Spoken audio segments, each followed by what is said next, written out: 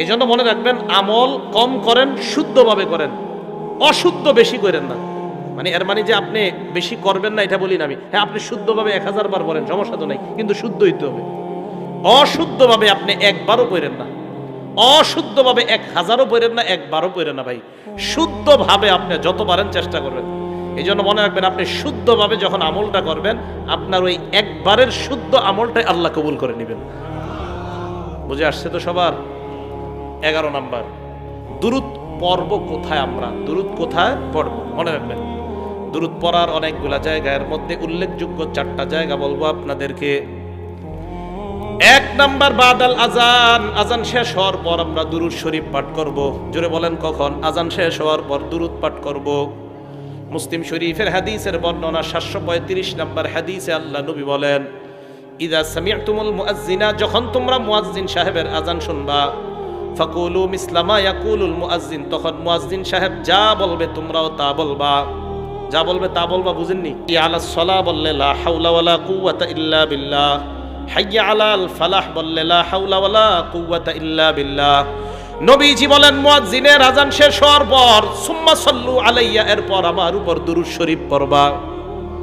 ফাইন্নাহু মান সাল্লা আলাইয়া ওয়াহিদা, আমার উপর একবার কেউ যদি দুরূদ পড়ে, সাল্লাল্লাহু আলাইহি আশারা, ওই মুহূর্তে আল্লাহ তার উপর 10টা রহমত নাজিল করে দেয়। এবার আমার সাথে বলেন, আপনার আজানের পর প্রথম কাজ আমাদের কি করা? এরপর আল্লাহুম্মা রাব্বা হাযিহিদ দাওয়াতিত তাম্মা, যে দোয়াটা পড়া। তাহলে 1 নাম্বার বলেন তো, দুরূদ কখন পড়বো? আজানের পর। বলেন আপনারা, দুরূদ কখন পড়বো? মা বোনরা মনে রাখবো, আজান শেষে দুরূদ পড়বো, এরপর দোয়া। 2 নাম্বার, জুমার নামাজের দিন, আজকে কি বার ছিল? শুক্রবার। এই জুমার দিন বেশি বেশি দুরূদ পড়া।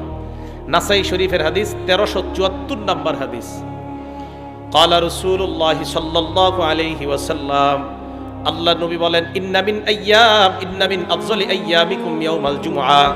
মানুষ যারা আছি আমরা, আমাদের জন্য নবী রহমত।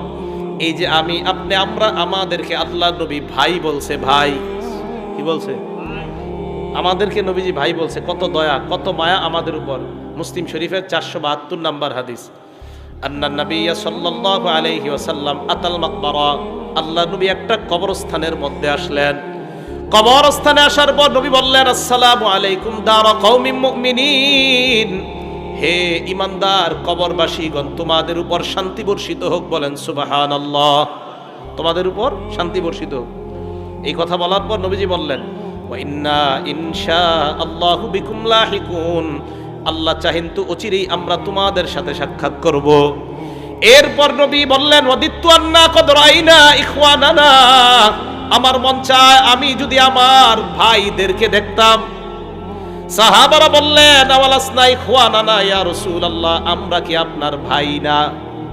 নবীজি কবরের দাঁড়ায় বলতেছে, ইস, আমি যদি আমার ভাইদেরকে দেখতাম। সাহাবারা বললেন, হুজুর আমরা কি আপনার ভাই না? নবীজি বললেন, আনতুম আসহাবি, তোমরা আমার সাহাবা। সুবহানাল্লাহ।